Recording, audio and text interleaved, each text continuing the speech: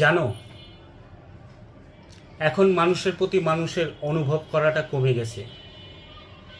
এখন আমরা রেসপন্স করি কল, চ্যাট আর নোটিফিকেশন, সব কিছুরই জবাব আছে, কিন্তু ভাবনার কোনো সারা শব্দ নেই।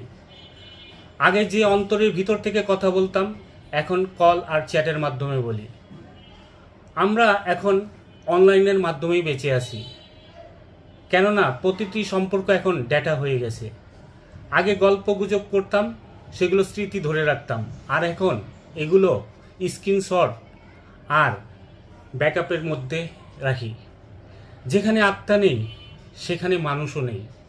এখন ভালোবাসাগুলো পরিমাপযোগ্য হয়ে গেছে, কতক্ষণ অনলাইনে থাকা হয়, কতগুলো ইমোজি দেওয়া হয়, কতগুলো ভিউজ, এইগুলোই সিন করি।